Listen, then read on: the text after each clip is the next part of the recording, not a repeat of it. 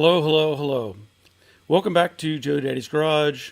It is Monday, September 29th, 2025.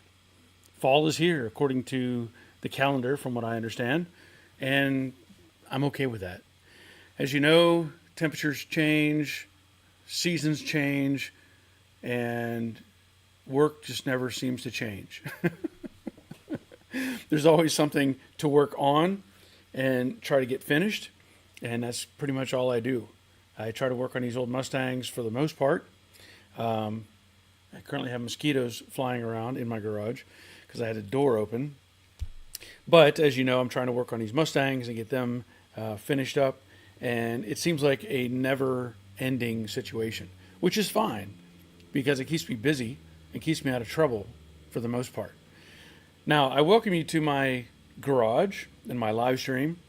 As I've told everybody who's ever been here before, I do this on Monday nights and I try to focus on classic cars. And my bracket of time is 1955 to 1980, somewhere thereabouts. That's pretty much what I'm familiar with overall.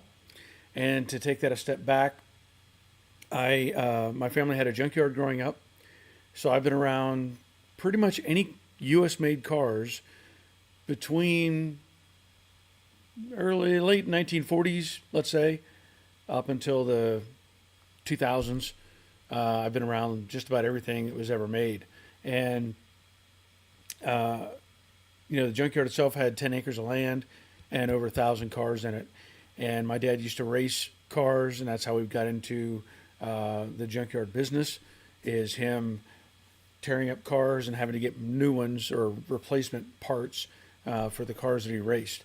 So that's how that came about. So I've been around cars literally since I was born, and I have a lot of knowledge about them. Now, most of that comes from the junkyard experience, and that would be taking cars apart and repairing cars, swapping engines, and even building stuff. My brother and I used to build just just crazy stuff, and there's a lot to be said for that. It seems like most of society today, of course, is not available for that sort of thing. Like they don't have that option. You look around and you don't see an old junkyard anymore. You don't see these little shops of people working on cars and projects, and I still do. And I try to share that information with everybody when I'm doing these projects, because if you're doing one of these and you're trying to put together a Mustang or repair one or rebuild one or whatever, more than likely I have a video on it on my channel. So first thing I want you to do is hit the thumbs up button. Let YouTube know that you're watching this and that you may want to see other people join us. Typically, we have on average 50 to 60 people that hang out with me and support this channel. And if you are interested in bringing up a question or subject, by all means do that. We have a comment section over here on my left, and if I can answer your question, I will. If not, most of the time people in the chat box have information that they're willing to share as well. There's a lot of people in here that have projects and have done a lot of this stuff as well, and so I encourage you to be involved. So let's see who's here tonight. And again, I usually go about an hour. That's about how long my voice lasts. What I found now is, as the older I get, it seems like my voice is just getting rougher with time, and having these go on, it just doesn't help. But that's okay. I'll do what I can for the next hour. So first in tonight is Dave Tyson. Good evening, all. Evening, Dave. Dave gets the first bell for tonight, so glad you're here. Checked in early at almost 6 o'clock, so that's pretty early. Rick Gain, yes, fall is here. Seems like just yesterday summer started. The time flew by really quickly. Everybody click the thumbs up button and share this video. Give Barry the attention he deserves. Thank you, Rick. Appreciate that. And I guess I'll leave the big bubble thing in the when I click on it. So Betty Keithley, good evening from Betty and Terry and all the fur babies. Great show last week. Give Barry a thumbs up and hit the like button, please, and thank you. Thank you to Betty and Terry. Appreciate you. You know, and a lot of people that are on here that are watching and participating, they are also my patrons. So shout out to them right off the bat. If you are one of my patrons, you get bells automatically. If you're interested in helping out the channel, become a patron. There are links down below in the description box. And I know that they've added something new to this, and I have not researched it just yet. Apparently, there's some way I can share a referral link directly on this screen. And I may experiment with that at a later date. I think it generates a QR code. So like I could put a link to a video that I'm interested in sharing, or I could put a link to my Amazon page or something along those lines. It's a new feature that they put on this. So I may experiment with that later. I haven't had time to play with it. Jerry checking in. Good evening all from Middle Tennessee. Thumbs up for Barry. Thank you, Jerry. Hope all is well.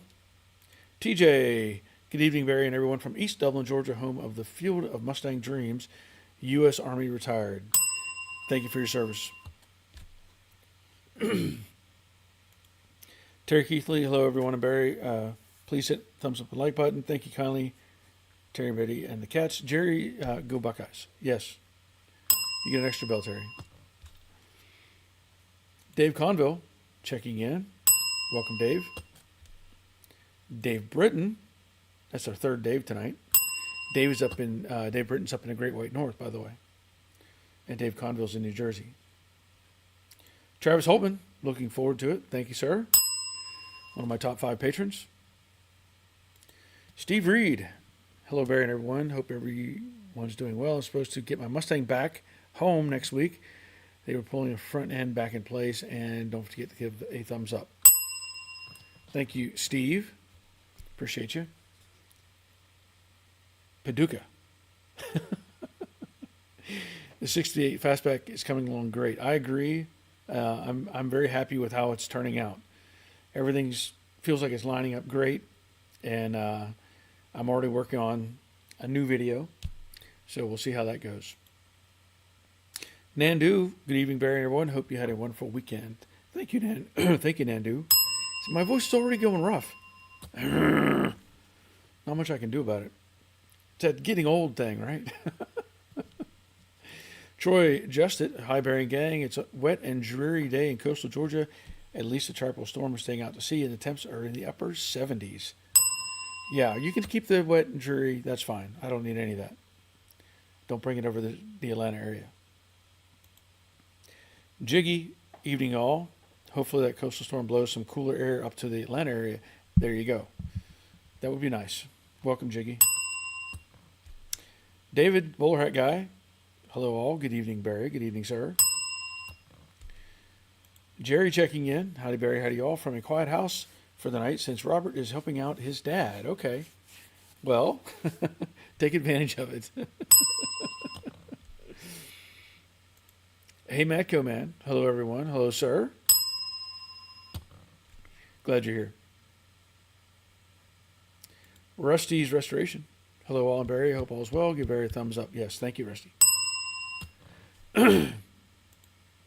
Troy says, it looks like you're starting the roll bar in the 68. Yes, that is what I'm doing. To give you a brief look at what I have going on, you know, I had those bars in here, that 1-inch square tubing. Whenever I do these things and I'm working on parts, I try to reinforce so nothing can move and flex, right? So I had 1-inch square tubing weld to the inside of the A pillar and the B pillar. And I cleaned up and put away like all the vice grips except for a handful. And I got the roll bar out and I started to like push it up into place. And I got to thinking about it. First off, it wouldn't fit because I had the 1-inch bars over here on the side. So I had to take those out, which is fine. They need to come out anyway. And when I went to put the bar up, well, they sell these things. They're kind of universal, I think, in a way. So this thing is right now way too tall. First thing. And second thing that I'm going to have to figure out, which is what I do, right, is I think the roll bar was ordered for a 68 fastback. And mine, or my project, this project right now, is a 68 fastback with a convertible floor pan. So what does that mean? Well, it means the floor pan is different from a 68 standard 68 fastback.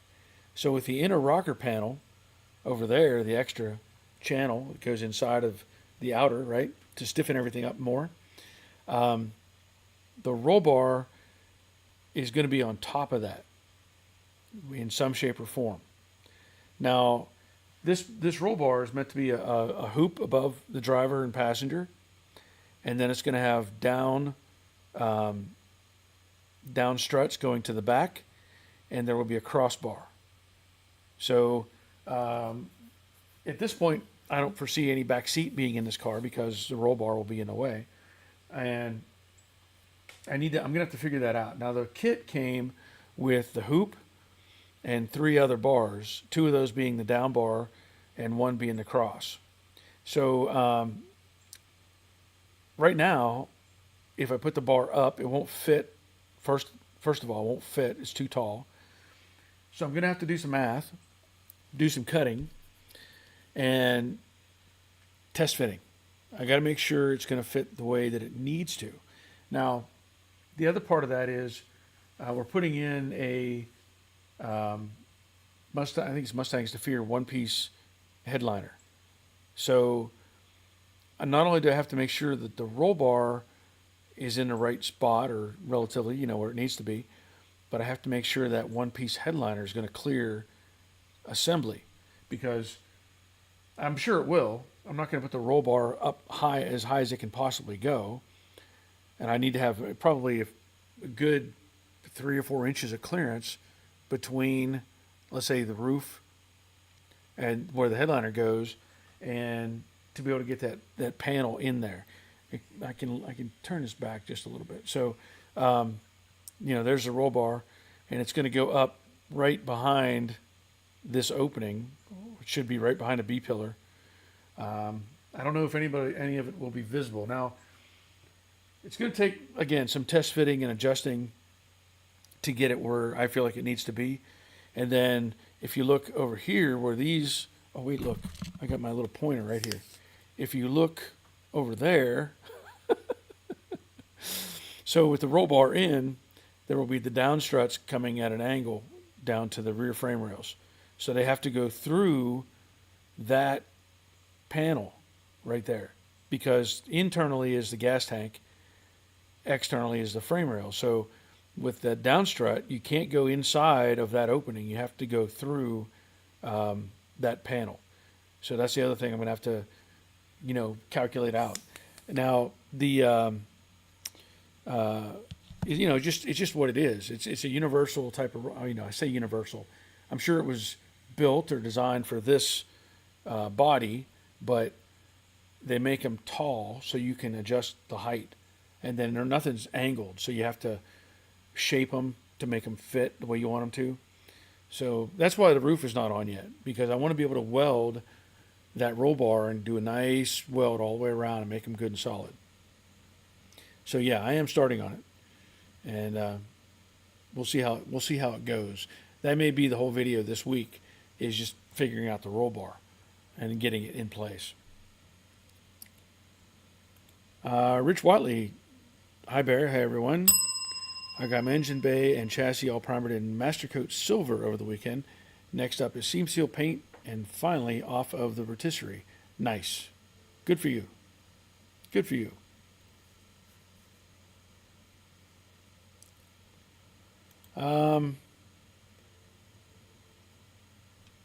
Let's see. I'm going to say just Sisu. I'm not going to try to say that. Hello, all from northern Minnesota. Been looking forward to joining the conversation for a while now. Darn work was always in the way. Okay, well, welcome, Sisu. I'm not even going to try to say that, but welcome. I'm glad you're here. Betty Keekely says, "Go Buckeyes." Yes, I like the little Buckeye candies. Yes, we need to go get some Buckeyes. Rick Ain, how many pair of vice grips do you own? Do you ever use Clecos instead? I do have Clecos of various sizes, but I typically don't use Clecos simply because almost everything that is going together has a mating flange. And so, as far as the number of vice grips, I didn't do a count when I was putting them up. There's probably 40, probably 40 or so pair of vice grips, I'm guessing, various sizes and shapes, maybe more, but around 40. And everything like, there's a pair of vice grips holding the dash in right now. So we've got a mating flange up there. And with a mating flange, it's just easier to just clamp. You go right on top of that flange. Now, in the aircraft industry, when we use Clecos, it's more about putting up like the skin of an aircraft. We used to reskin the bottom, the bellies of 757, 767, 737s, and you'd reskin the bottom of the plane. And so when you do that, you have a blind hole, sort of. I mean, you've got a hole, but you can't see or can't get access to the other side. So the stringers and everything inside, you drill a hole and you put a Cleco through because you can't get past that whole skin. So that's why I normally don't use Clecos. I like to have the flange, available. And then occasionally when I do have something that I didn't want it to move, like when I was putting in the apron, I put just a screw right through the apron and the firewall because it's pretty easy. And then when I do that, I can just weld that hole shut real quick. And Clecos have their place. I have used them, but typically I'm more into the quick vice grips thing. And also, not a big drawback, but when you're using Clecos, you have to have a special pair of pliers. And so vice grips, I can have all of my vice grips laying right here, and I just grab a pair and go. And those Cleco pliers, if I set them somewhere and then I need them, I'm kind of like, oh, where did I put them? And it might even delay me some more. So I just like vice grips a lot, or vice grip clamps a lot better. Good question, though. Jerry is saying something about Go Buckeyes. Yep. To Betty. Mr. Mikey, greetings all. What is the headliner made from? If I remember correctly, it's fiberglass. So it's a one-piece shell with fabric on the bottom side. So it's a fiberglass. Pretty sure, it's fiberglass. One piece. So, good question. Troy Justin, I love that one-piece headliner you showed me when I was there. I checked on getting one from a 65. It only comes in black. My original headliner was white. I would like to stay white. Okay. Yeah, I'm going to have to set it in place and may have to some way secure it and see how it interacts with the roll bar so that I don't have a conflict later.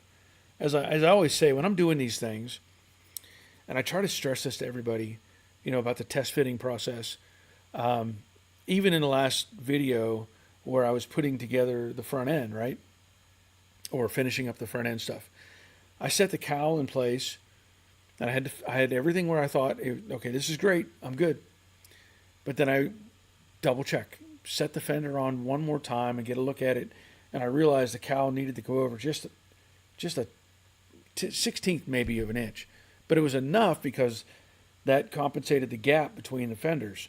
So if you go one way, the gap was a little bigger, you come a little more one direction, the other direction, and it cleans it up a little more. So whenever I'm doing these things, and this was a big headache for me when I was doing the convertible project. As you all know, I was doing the Brooklyn Pony and building that car, and I kept begging for parts. I kept begging for parts for that car. And the reason for that was there were things that needed to happen before it ever went to the paint process. And I can't make myself like paint the car and then decide whether the trim's going to fit. So in that car, the biggest holdup for me was trying to get parts because I wanted to verify everything fit before I went to got to paint, and that's where everything fell apart because the guy just wouldn't provide me parts. And I'm not going to sit here and do stuff and kind of halfway, and then hope for the best. I try to make it as practical as I can, and that test fitting process pays off. It's like this roof. When I was doing all the work on the rain gutters and stuff, I put that roof on and off probably 40 times because I needed to see it fit correctly. And now, with the rain gutters in place, I know that I can just take that roof and drop it in, give it a little wiggle to drop into rain gutters, and it'll fit like a glove. And there's so much value to that. And I get people to contact me a lot, and they'll say, "Hey, I was doing this, and nothing's lining up, or this won't fit, or my truck lid won't fit, or my XYZ won't fit." And I try to tell them, I said, "Did you test fit? Did you do everything and mock it up as far as you could before you started doing welding?" And inevitably they say, "Oh no, I just thought it was right. I just thought it would work." And then they end up undoing and redoing half their car. So, but that's kind of why I want to make sure that Headliner will do what I need it to do. Pat Attic. Hello, everyone from Halifax, PA. Pat, that's a new viewer, so welcome, Pat. Glad you're here. Josh Miller. Hello, Barry. If you can, I would love to see how the dash attaches to the car. Thank you very much. Okay, Josh. I don't know if you've been here before, so welcome. Either way, yeah, I can show you that process when I get to that point. The reason I didn't put the dash in the last video because I still want to clean it up. It's not been. It needs wire brushed and any kind of surface rust removed from it, and if there's anything that just needs to be addressed, I'd rather do it while it's loose than to try to weld it in and then again have to undo something or fix it. So that's why it's not in right now. Richard Vogel, good evening, Barry. Sorry I'm late. Man, you got to bring donuts. Wait a minute. There we go. You're supposed to bring the donuts, Richard. When you're late, you bring donuts. Rick A., can you put the headliner in before you finish securing the roof, or would the welding heat be too much for it? Not familiar with just how one-piece headliner fits in. The headliner has to go in whenever the upholstery is going in. It is a fiberglass shell with fabric already attached to it. It already has a finished material on it. So you can't put the headliner in until you're done with the car. Like, it's after paint, it's at the final assembly. So I can test fit it. I can see if it's going to interact and do what it needs to do.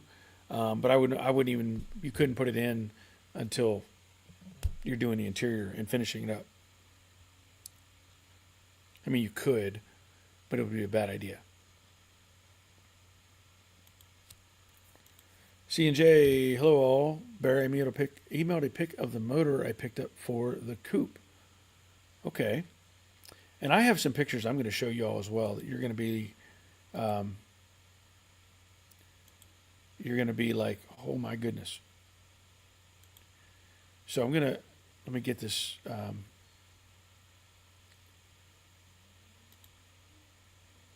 Did I already pull down these other ones? No. Hold on. So I'll get his, I'll get his engine pick. There you go. Oh, it's a vertical. It's a vertical pick. Boy, that looks nice though. Let me pull that comment down real quick. Those are hard to display here on the on the screen. I know it works great on a phone.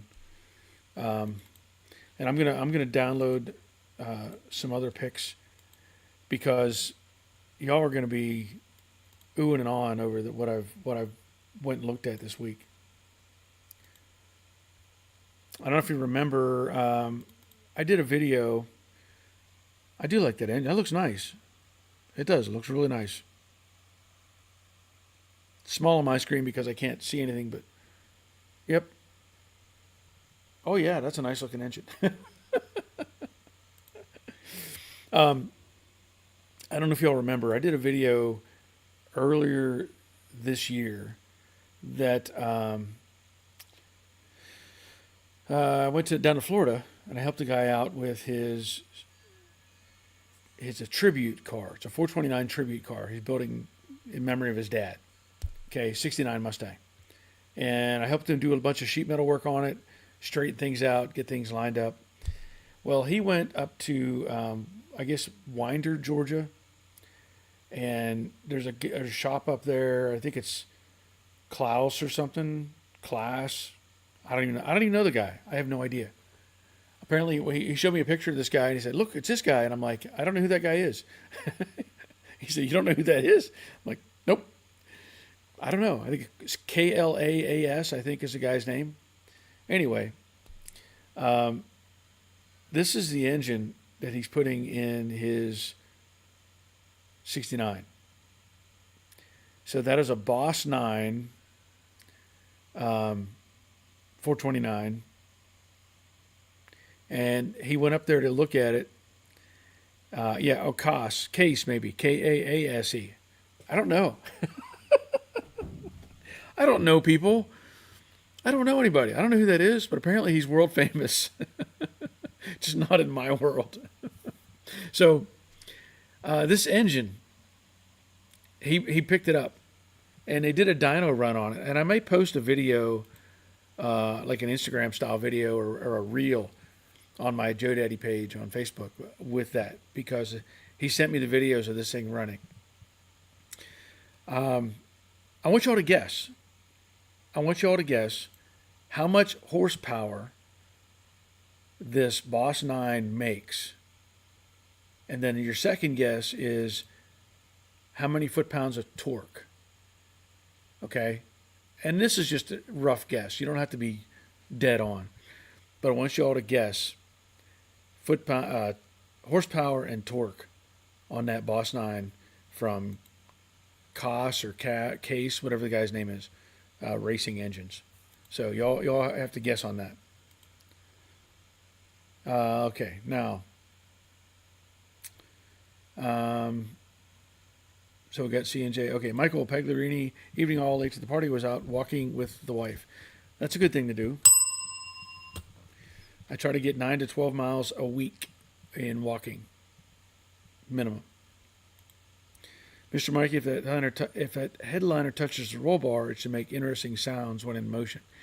Yeah, and I don't want it to touch the roll bar, so we're going to figure that out before I get too far along. Doyle, have you ever restored a cracked dash pad? No. That's a good question, but the answer is no, I have not. I've replaced them. I've installed those covers that they sell that slide over them, but I've never restored one.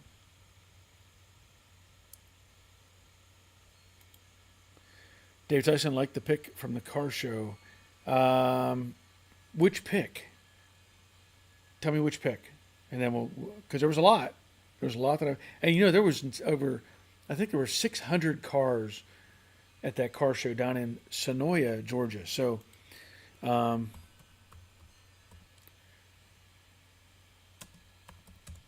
there I'm commenting to tell you the name of that town, Sonoya, Georgia, right? There were like 600 cars there, and I had to walk around and try to find the Mustangs. There was such a wide variety.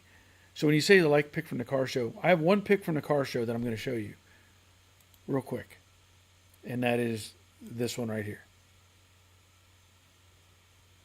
So this one, that's the only pick I have available right now. That was a Boss 429 car. Now, was it a real Boss 429? I don't know for sure. I really don't. I couldn't tell you. I've never seen one, so I don't know. But that thing was pretty sharp. All black. Beautiful car. But I couldn't tell you if it was a real Boss or not. And sitting next to it was a 428 Cobra Jet car. There were actually two 428 Cobra Jet cars at that car show, which was pretty cool. David, on Fangold, would you put the drivetrain together before or after paint for ease of moving the car around? What I will likely do is I have to mock everything up. And as I do with everything, it would be a test fit. So ideally, I need to figure out, get the front suspension, and that'll come. Get the engine mount figured out. Get the engine location / transmission hump figured out. Get all that taken care of. I may even go through and look for some of the wiring options, all the detail stuff. Like I'm gonna have to probably build. I'm basically have to build the car before paint. Now, once I'm done with that, it's gonna have to come apart to get paint. So the engine will come back out. Engine transmission. I don't see any other way to do it. Because if I build everything up and painted the engine bay and put it all together, I could roll it around. It wouldn't be a problem. But I don't know that it would be what I want it to be, because when it comes to paint, then you're running into problem with overspray and all that sort of thing. So it's probably going to be like build it and then take it all back apart. So just to make sure everything fits. But that's a good question. So Dave Tyson is guessing 700 horsepower, 650 foot-pounds of torque. No. Dave Britton, 540 and 580 foot-pounds. No. Troy Justit, 1200 with 900. You're a little high. You're a little bit high. David says 1200 with 1000 foot-pounds of torque. Nope, that's too high. Richard Vogel, okay. So I'm going to give you the 900 horsepower. It's give or take, like 907 or something like that. 900 horsepower out of that Boss 9 engine. Not 500 foot-pounds of torque. Not. But you got the horsepower close enough. Ricky and John Cassie, is that how you say it? Is very well known in the Ford world for rebuilding and stroking the 429 engine. Yeah, I never heard of him, and the reason for that is, and I'll just be honest, it's not in my wheelhouse. It's not something that I have. I mean, they're cool engines. Don't get me wrong. I'm impressed by the build, all that sort of thing. But it's just not something that I'd never heard of him before. Because it's not something I've researched, Now I could talk more about Smokey Yunick because I have an interest in him and what he did with cars and everything back in the day. But like this guy, that was all new to me. So, but I was impressed. I have pictures of his shop and all that stuff. It was really cool. Dave Tyson says all the horsepower and all the torque. Sisu, 800-ish horsepower, 700 foot-pounds of torque. You're close. Close. Pat, 800 horsepower, 1,000 torque. John Cassie is a big name with tractor pullers, drag racers, etc. Okay. Well, that's why I just wouldn't know. I wouldn't know. Michael Pagliarini, 540 horsepower, 580 foot-pounds of torque. No. In 900 horsepower, give or take a few, and 800 foot-pounds of torque at 3,000 RPM. I'm like, what? That's crazy. I mean, it's just crazy how much you're getting out of these things. Could you imagine back in the day having that kind of horsepower coming out of it? I mean, just 900 horsepower, 800 foot-pounds of torque. I don't know how you keep it from keep from spinning the tires. I have no idea. The wind's blowing my door shut. Rick Gain, are you going to get the plastic Coyote engine to mock up for Fangold? I haven't decided yet. If I do, I have to get the transmission too, because I can't do one without the other. The engine would be simple enough, but the transmission thing, I may have to look at that too. So I have not committed to that just yet. I need to get, I want to get stuff done. So I'm going to get the, probably work on the roll bar and the roof and all that, and then come back to the front. Great Metallica quote there. For the front suspension, get that kind of worked in. But I'm debating on what I'm going to do with if I get that plastic engine or not. Good question. Dave Britton, the crazy thing is that it's naturally aspirated. Yes. Yeah. I agree. I agree. Just so look at that one more time. Man. We won't talk about what those things sell for. We won't even go down that road.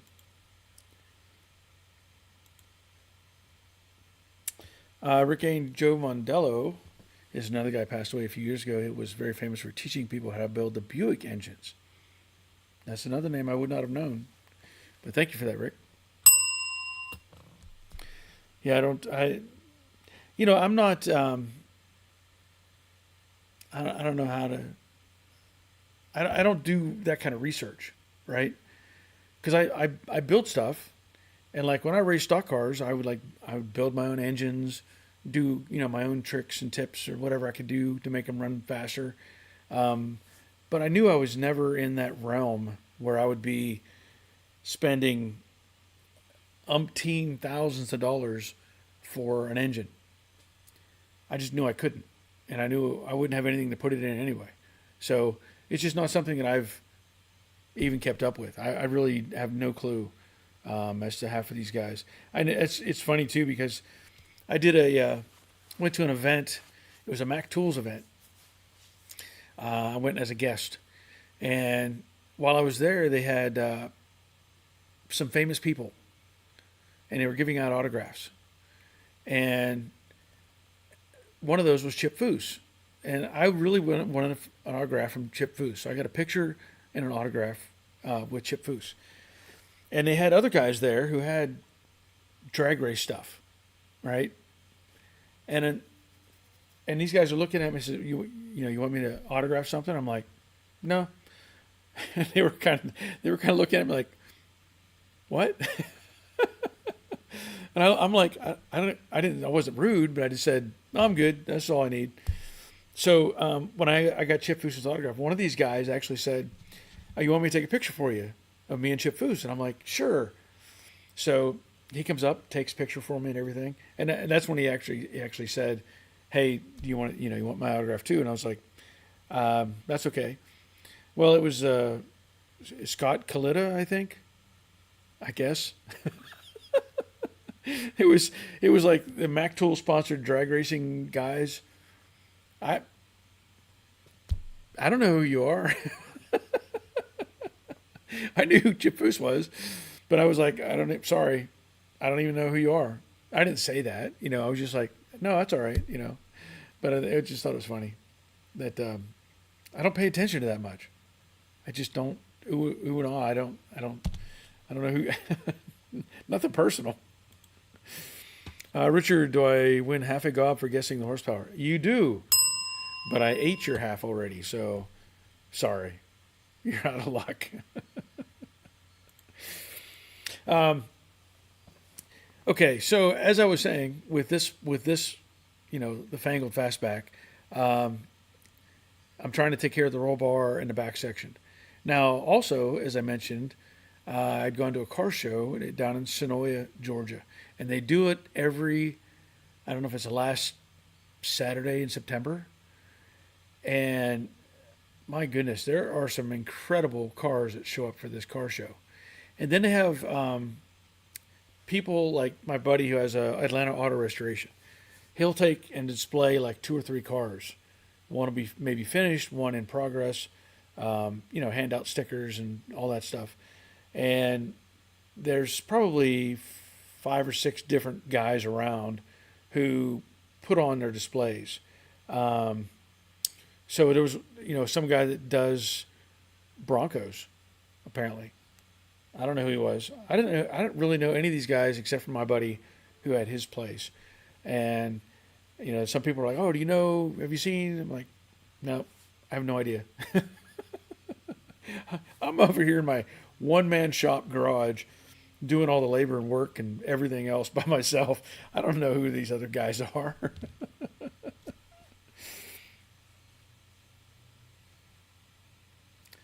um, Fairlane Central. Okay, then seems I'm not wanted here. Fair enough. Why do you say that? What does that mean? Did I miss a comment? Did you leave one earlier?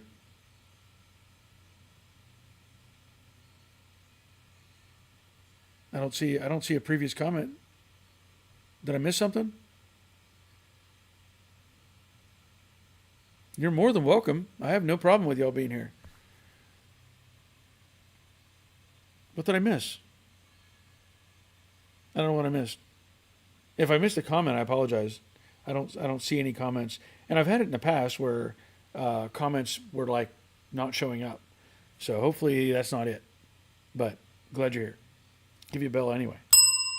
You showed up. You made a comment. That's enough. Pat, that thing will be like driving on ice. Sounds like fun. Yeah, yeah. That's. I mean, 900 horsepower. I don't know how you burp the throttle without spinning the tires. I just don't.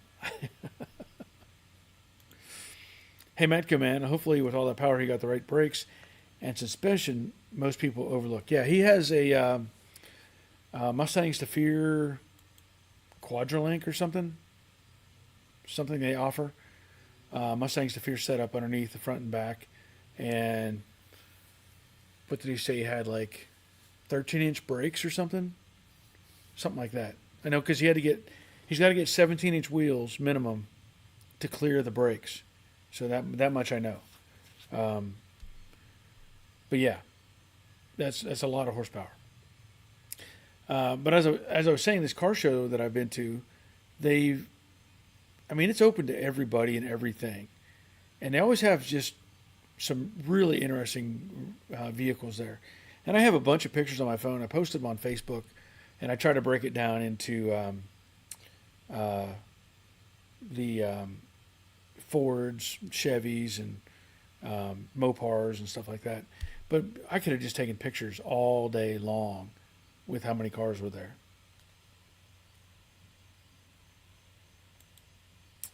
Richard Vogel, what steering setup will be going on Fangled? That's a good question. I know we have a TCI suspension system going in under it, and I don't know if I don't remember now if it's rack and pinion. I think it might be rack and pinion. I think it is rack and pinion. Now that I'm pretty sure it's rack and pinion, pretty sure, but I can't remember exactly. I have all the pieces up in my house garage, and I haven't looked at them aside from when we unloaded them out of the truck. So I don't remember, but I think it's rack and pinion. Dave Brenda, if you're wondering, I cannot see any previous comment by Fairlane Central. Okay. Well, I'm not sure what's going on then. He says then it seems I'm not wanted here. I don't know why. You're more than welcome. Everybody is welcome. Everybody's welcome. No matter what you drive.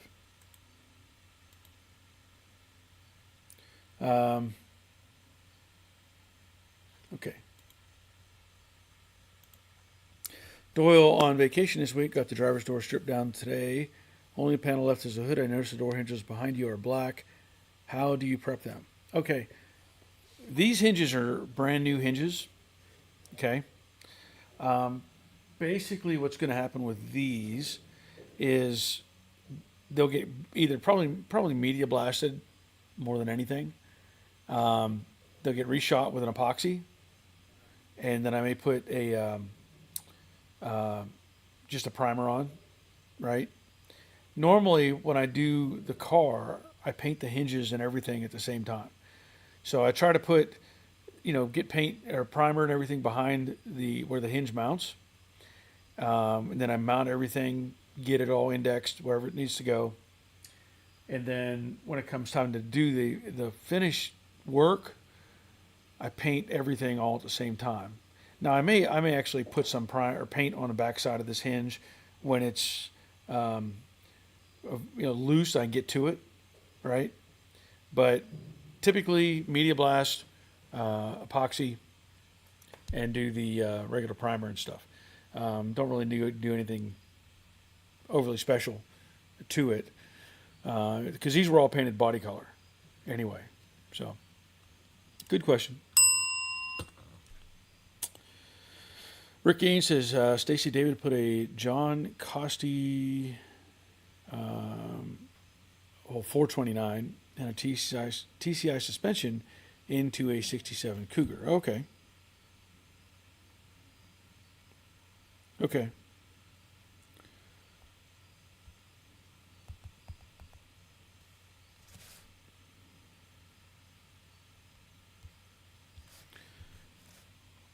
So I don't know who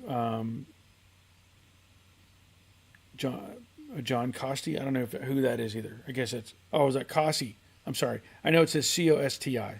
So it's a CKAASE is what we're trying to put in there. I get it. Okay. Well, maybe I'll take a look at that at some point. Dave Britton, even if you drive the electric Mustang, we will let it go this time.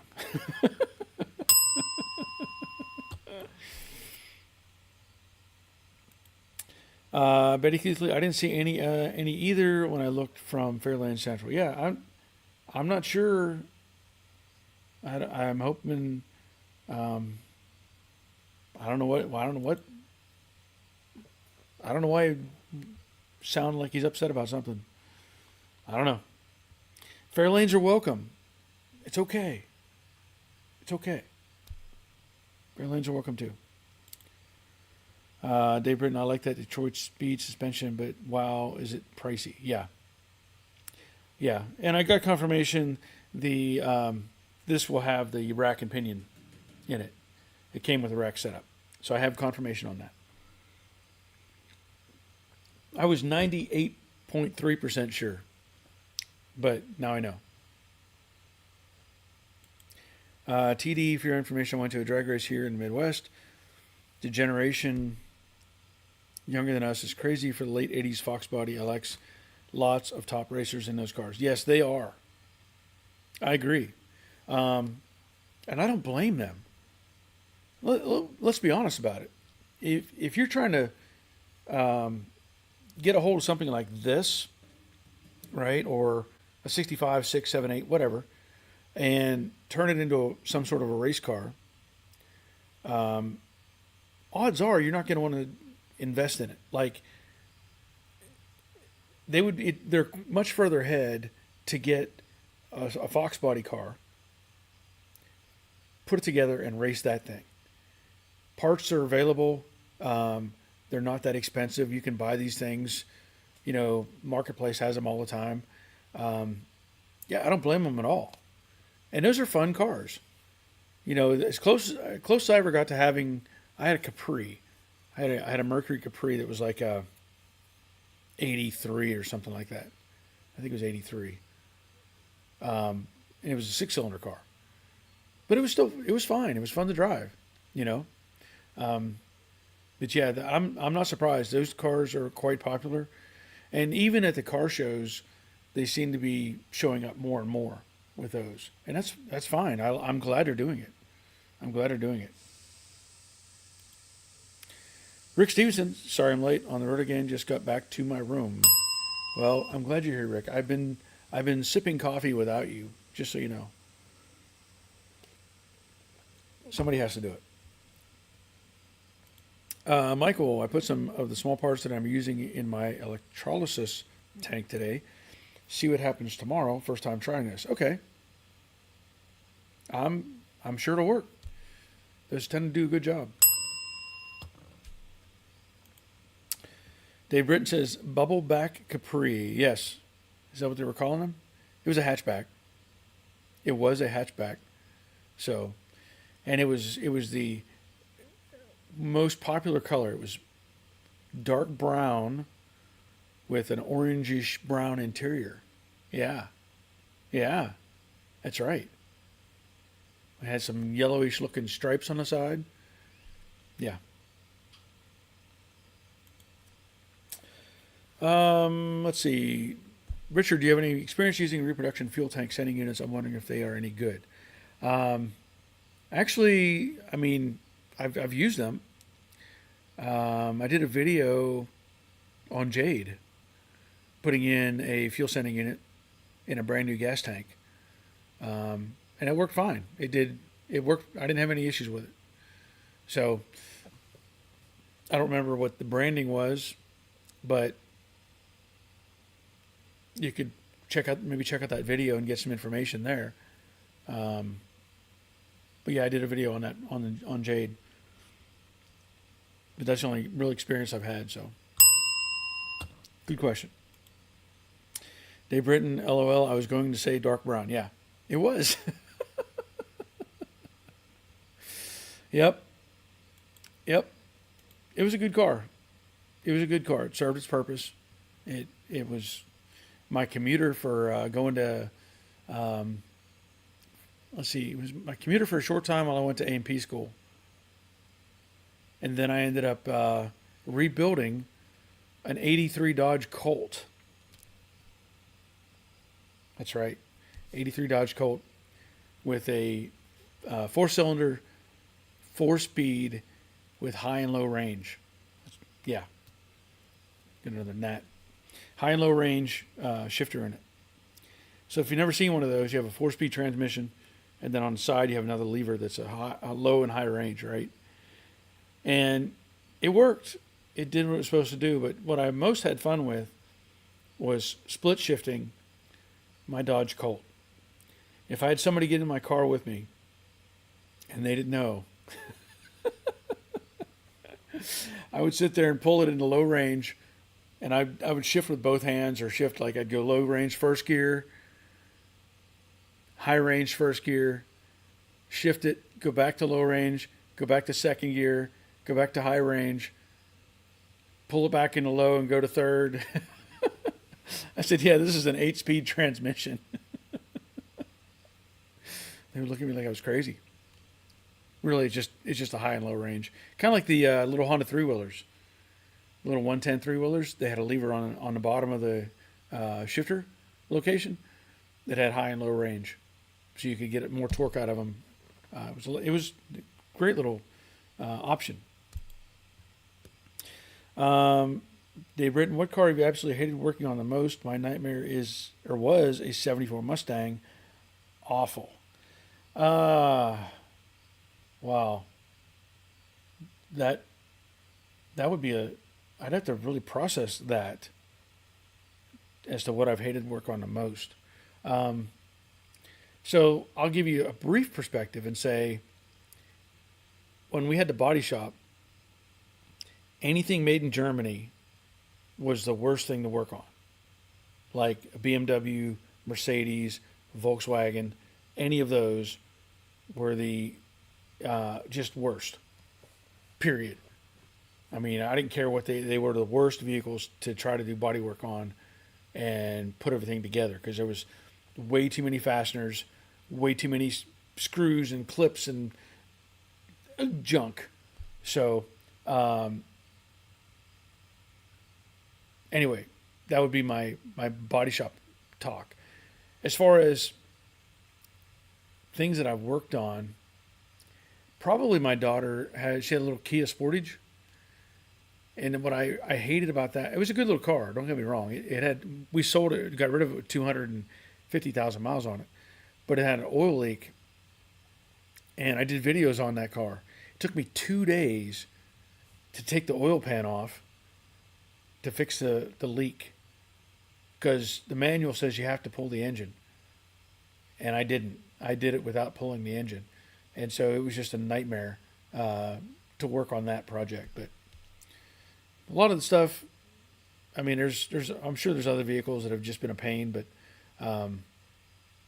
that's what comes to mind immediately. Dave Tyson used to do that with the 3-speed overdrive, yeah. Yeah. Stefan Therm. I'm going to say Stefan. I hope that's correct. Greetings. Just entering your channel. Have you heard of any new ways of improving, upgrading the suspension of a classic Mustang while still retaining originality? I guess ER, not removing shock towers. Actually, there are some good options out there. So let me talk about that real quick. I'm going to pull down your question, but he's asking about upgrading the suspension of a classic Mustang. So typically, when you're talking about an upgrade, it's more about the front. There's not much you can do in the back aside from a bolt-in, like Quadrolink system or something like that, which would not affect, like you don't have to weld anything. You can bolt it in, but it can be taken out. Now, front suspension, there's a variety of things out there that can improve the suspension. The quickest and easiest thing is something called the Shelby drop. And that's a really simple thing. A lot of people do it. They say that it helps, and I've never done it. But basically, where I don't know if I can, where the shock tower, where the lower control arm mounts, you're moving the mount point up. I think it's up. Or is it down? Well, maybe it's down. Anyway, you can look it up, Shelby drop. Basically, you're relocating the mount points, and it changes the geometry on the suspension a little bit for better handling. Beyond that, there's other systems out there. Like right now, there's, and I can't name them. I don't have them in my head. There's a system that uses a coilover. So it does away with the upper arm and the coil spring, and it mounts in your upper mount location for where your shock and your spring perch, all that would go. And it's a coilover shock system. And so it has a lower control arm, but it has a different upper system. And I've heard there's some good things going on with those. Now, there's another system, I think Robert did it on his channel. I talked about it, the Infernal Craftsman, where it's a bolt-on that goes under the car.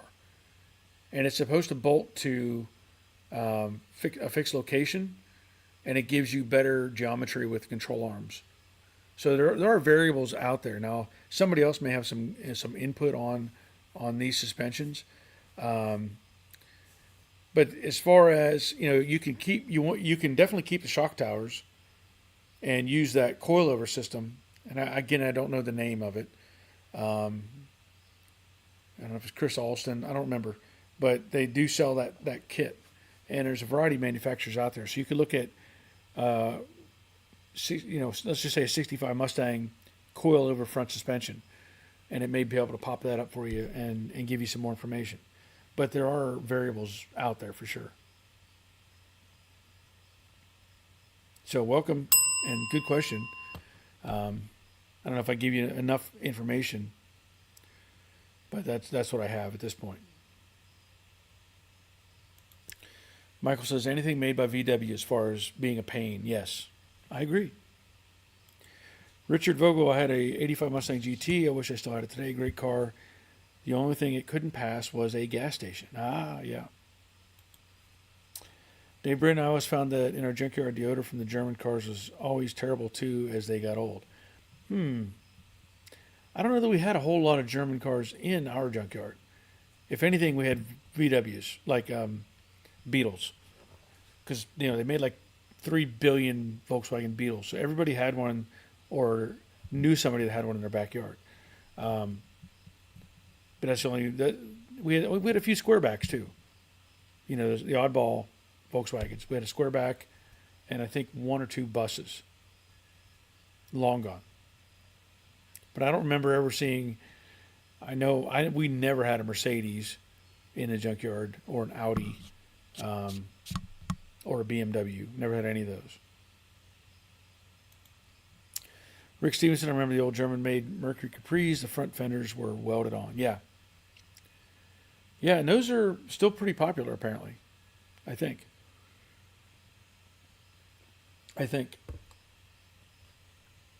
I wish I had some more information to give you, Stefan. Um, but if you look up the Infernal Craftsman, and let me just.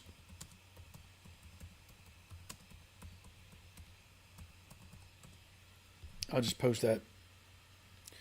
You can go to his channel, and he's got a that bolt-in plate system. I don't know the names off the top of my head. I just don't. I don't. Oh yeah, okay. CPP. There you go. Michael Pagliarini says CPP is a kit I used, and that's the same kit Robert used. Okay. So there's some information.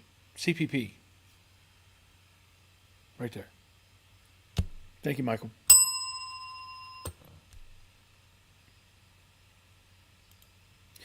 Yeah, I don't. I mean, I will do mods and stuff like that, but I just haven't done much add-ons or swap overs or things like that. Just really hasn't been my thing. I'm more about, doing fabrication and builds of the body and stuff like that. Pat Attic, 1982 Volvo wagon, stupid Euro fuses. Ah, I guess I haven't even looked at those, so I don't even know. But thank you. Hey, Matco Man says, Alden America or QA1? So is Alden, is that how you spell it? ALDAN? American? Or I know the QA1 is another brand that I've heard of. So, Stefan, look at QA1 as well. Chris Alston is a one suspension company or manufacturer. I just can't think of. I don't have any in the top of my head.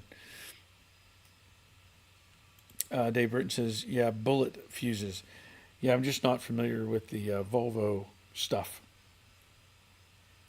That's one car that I don't even know if I've ever driven in a Volvo or ridden in a Volvo. I don't think I have.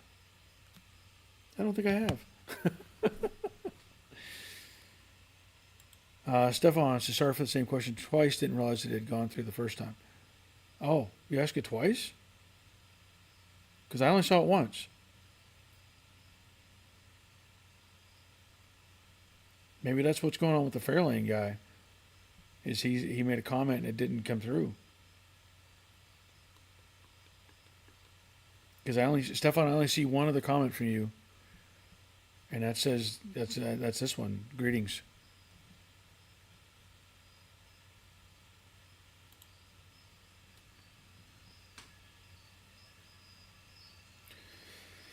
Michael says, I've made some modifications to mine. I can't leave anything alone. Maybe that's why it takes so long to get anything done. Yeah, there's always that. And hey, Matt Command says, CJ Pony sells it. You talking about the CPP setup? Okay. TD, I tried to do a brake job on my son's Volkswagen Passat. I ended up throwing a C-clamp as far as I could and walked away embarrassed. So much for being a good role model. Yeah, even if I'm doing an oddball something, I'll look it up. That's one of the few things when normally I don't look up much of anything anymore. I've done so much of this stuff.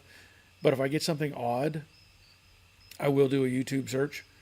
I did brakes on a Mini Cooper a couple of years back, and I did a video on it too. And that was one I had to kind of look and see what's special about these brakes. What do I need to do different? It's kind of like the Mazda 3 that I did a brake job on the rear, and it had the electric parking brakes.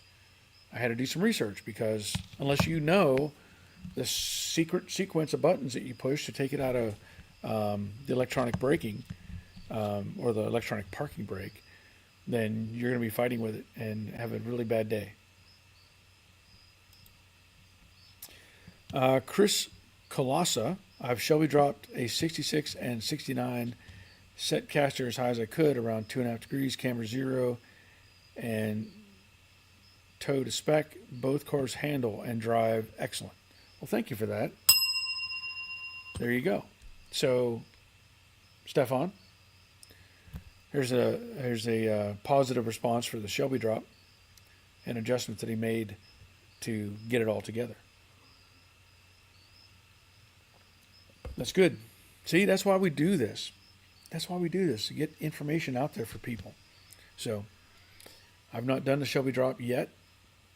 I may end up doing it on my 69.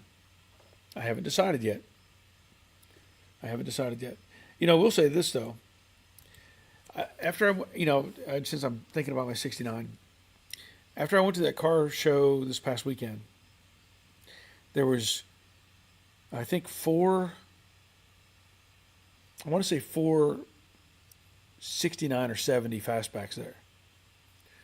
And I'm looking things over, and the one guy was talking about, like, I think he was trying to imply that the car was all original. And I was like, I don't think so. Like, I've been around these cars enough that I know where spot welds are. I know where where paint lines should be and different things like that. But he was giving the impression that it was all original, and that's fine. I mean, it may be all original, but some stuff had been reworked, regardless. But as I'm looking at that and looking at these other Mach 1s, the more that I'm like wanting to get my car together at some point, because there was one that was black, there were two blue ones, and then there was, I think, a red one or something.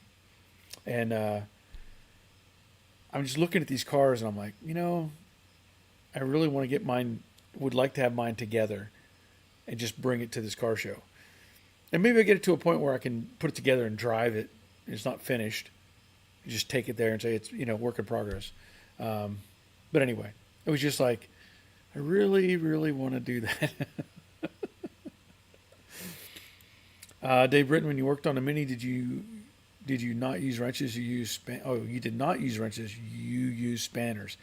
I had to use. I know what you're saying, but I actually had to buy some sort of special, like, socket or something. It had some goofy.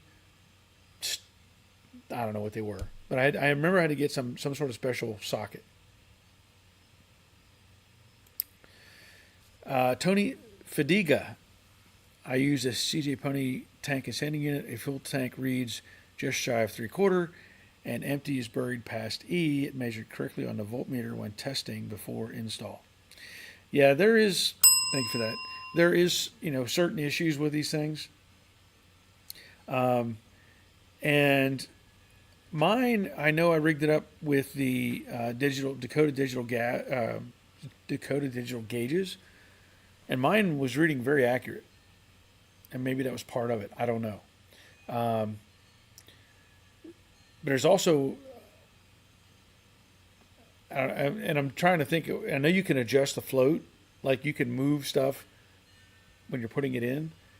And I may have played with that a little bit. I don't remember. But yeah, you can have issues with it not reading correctly. So thank you for that. Dave Brittenberry, you think, for you, I think the Mach 1 was a car that was most certainly on your bucket list. Are there any more on that list? Actually, there's cars that I sold that I wish I had back. Only one that I sold that I wish I had back was my 72 Chevy 4x4. I wish I had never sold that. That was dumb. And there's a part of me that would like to have. I had a 67 Plymouth Belvedere. It was a GTX clone, and my brother sold it to somebody. I don't know where it's at or even if it exists anymore. And that was like the first car I bought when I joined the military, 67. And I really do like those cars. And so I part of me is like, I wish I had my 72 Chevy back, and I wish I had my 67 Belvedere back, just because. Does it make sense? Probably not. But yeah, those are probably the only ones that I would ideally have, other than if somebody wants to give me, a C7 or C8 Corvette. If somebody wants to give me one of those, I'll take it. I'll drive it. I will. I'll take good care of it. or the last edition of the Camaro. But I want one that's done up like, whoever not Lingenfelter, but they did special editions. So if somebody wants to get me one of those, that would be great. The last year for the Camaro with the Z28 all decked out, I'll take one of those because they don't make those anymore. So I would take one of those if somebody wants to get me one. Just saying. TD, when I restored my 65 Fastback, I put it back to standard ride height. The front looks higher than the rear. Yeah. I'm sure it does. Chris Glossa, also the Boss 302 chassis modification book shows many ways to modify suspension systems. Well, there's some good information. Thank you for that, Chris. Dave Britton, I had a 67 Belvedere wagon. I would take one of those too. I know where there's one of them right now. It's just down the road from me. He's got a Belvedere wagon, and he's got a 6-cylinder 67 Belvedere, 2-door hardtop. And the wagon is one of the most beautiful cars ever. This guy, he went through this car nose to tail, and it's unfortunate people walk right by it at a car show and they don't know what they're looking at. But I absolutely love that car. I thought I had a picture of it in my files, but I guess I don't. C&J, if you build a bigger shop, you would have the room to work on yours in your free time. Yeah, free time. Yeah, that's funny. When I'm not working on the kids' cars. Richard, Desert Classic Parts rebuilds original sending units. You can buy one already restored or have yours rebuilt. Some more good information. Thank you, Richard. Pat says, to Chris, that book is absolutely worth having. I got the engine one too. Okay. So I may need to go look at that. Boss 302 chassis modification. Okay. I may have to get that book. I have books over here, but I don't have that book, so I may have to get one of those. Let me write that down, in fact. Boss 302 chassis. Okay. I wrote it down.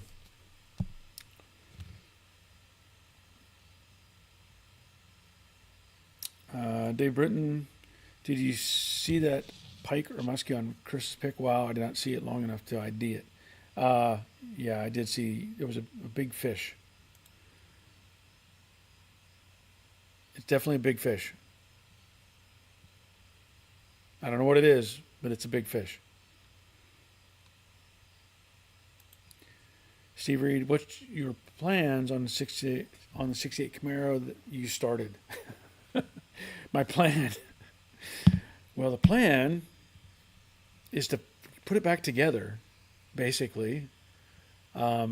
Maybe get it in primer, and then possibly sell it. That's probably the plan. So, but when? I don't know. I really don't know. Yeah, Dave Britton says it's a muskie. Okay. And muskie's up here in northern Wisconsin. Okay. Okay. It's been an hour and 14 minutes. My voice is rough, and I'm ready to go in the house and get something to eat. So, at this point, I do plan to be back here next Monday. It'll be a new month, so remember that. And we'll see what I have to talk about at that point. I am trying to, probably trying to get this roll bar in place, and we'll see how far I get in that process. Hopefully everything goes smooth and I don't have any issues. But we'll see. As it is, you always know you have to test fit, check, all those things. But that'll be it for tonight. So keep your eyes open for the next video. And until next time, Take care of yourselves. See ya.